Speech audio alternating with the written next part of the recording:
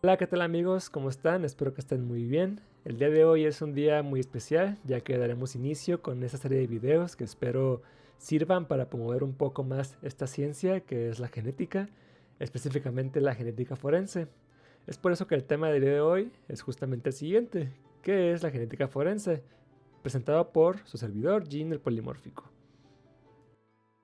Vamos a desarrollar dos conceptos importantes. Primero que nada, ¿qué es la genética? ¿Qué es la ciencia forense? Y cómo estos, al conocerse, forman la genética forense. Dando inicio con la definición de qué es la genética. La genética es la ciencia que estudia los genes, la herencia y la variación biológica en los organismos vivos. Quisiera compartirles una cita que me gustó mucho que vi en internet que dice: la genética es una ciencia asombrosa, pues es la única que le debe su origen a una sola persona, Gregor Mendel. El origen de todas las otras ciencias se remontan cientos de años atrás y se deben a muchas personas. Pero entonces, ¿quién es Gregor Mendel exactamente? Bueno, él es Gregor Mendel. Es un monje que vivió entre los años de 1822 y 1884. Y él es considerado padre de la genética, ¿pero por qué? Pues gracias a Gregor Mendel hoy en día podemos explicar cómo es que un par de progenitores, cada quien con sus 20 pares de cromosomas, transmiten esta información genética a su descendencia. Por ejemplo, si este par de progenitores tuviera dos hijos, cada uno de ellos aportaría el 50% del material genético a su descendencia. De aquí el concepto de que los humanos somos organismos diploides, porque tenemos dos copias de todo nuestro genoma, una copia que proviene de nuestro papá y una copia que proviene de nuestra mamá. Y a todo lo largo de cada uno de estos cromosomas tenemos genes que son heredados de manera completamente aleatoria.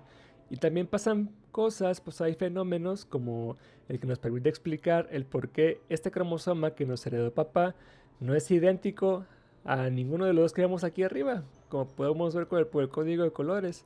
Bueno, esto se explica por un fenómeno que se conoce como recombinación, que pasa durante la meiosis, que tiene que ver con la gametogénesis, pero eso pues podemos dejarlo para otro video. Pero es gracias a este fenómeno que nosotros no somos idénticos, que a pesar de venir de un mismo par de progenitores, nuestra información genética, nuestra composición genética, nuestro genotipo, nos permite tener características físicas distintas, nos permite tener un fenotipo distinto. Y bueno, ¿qué hizo Mendel para poder concluir todo esto? Él no tenía un laboratorio, no tenía equipo de laboratorio, tenía un huerto ahí en el monasterio donde él se encontraba. Y entre los años de 1856 y 1866, él se empezó a interesar por cultivar semilla de chícharo. Lo que Mendel hizo fue que empezó a cultivar plantas que compartieran características físicas entre sí, es decir, que tuvieran un fenotipo en común. Por ejemplo, el color de la semilla.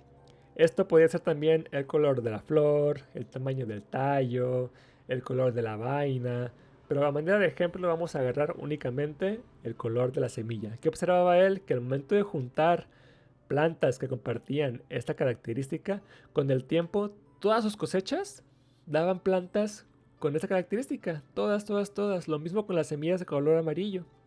Con el tiempo, todas las cosechas que él obtenía compartían el mismo fenotipo.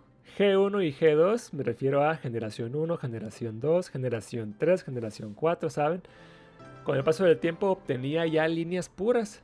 Entonces él se preguntó qué pasará si estas semillas de línea verde las junto con las semillas de línea que presentan un color amarillo. Y bueno, fue lo que hizo. Y se dio cuenta que la primera generación de esta cosecha, todas daban semillas de color amarillo. ¿Qué pasaba cuando él quiso sembrar ahora semillas de esta generación?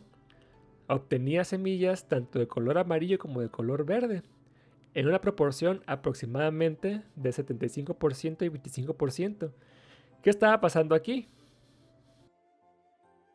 Pues a nivel genético pasaba algo muy interesante, y es que la característica fenotípica que él había seleccionado, entre las varias que seleccionó, claro, pero hablando en el ejemplo de color verde, el color de la semilla está dictado por un solo gen, que es el gen A.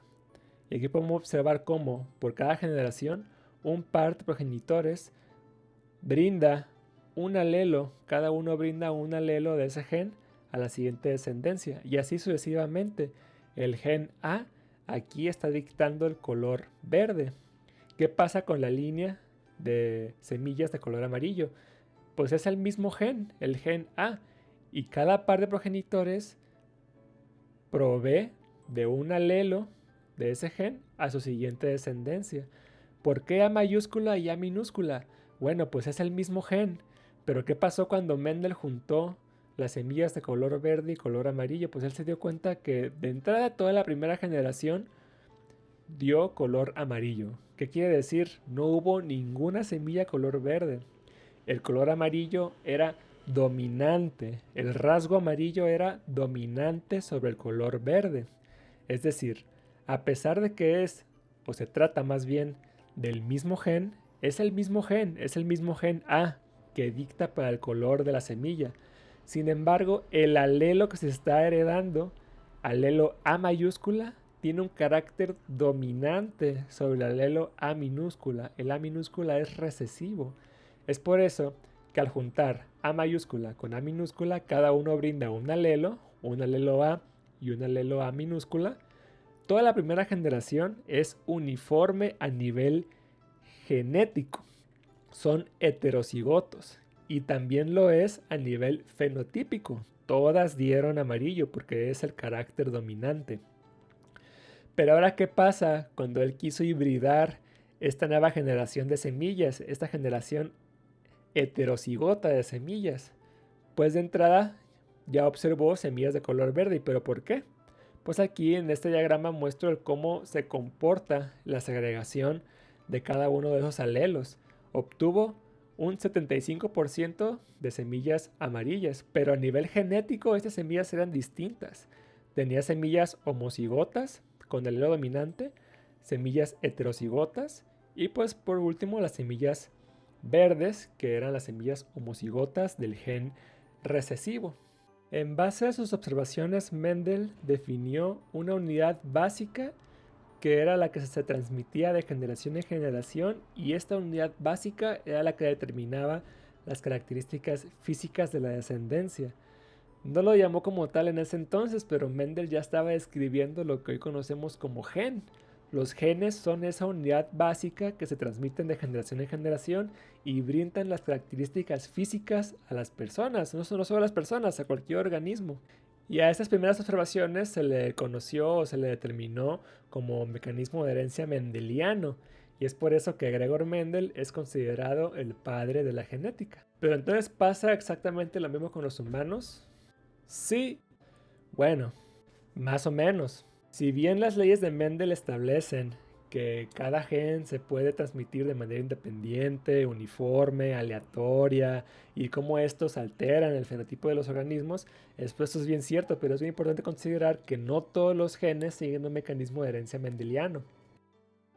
Por ejemplo, ¿qué pasa con los cromosomas sexuales? En caso de las mujeres, quienes poseen un par de cromosomas XX, uno heredado por papá y otro heredado por mamá, igual que los autosómicos, antes de ser heredados sufren de un proceso de recombinación, de intercambio genético con su par homólogo. Pero ¿qué sucede con el cromosoma X? Pues pasa que la expresión de los genes del cromosoma X se ve bien establecida o se ve muy limitada a la posición del gen en el cromosoma. Y también pasa algo muy particular del cromosoma X, que es la inactivación del cromosoma X, que también es un proceso aleatorio que podemos ver más adelante en otros videos. Y bueno, eso se le conoce como herencia ligada al sexo.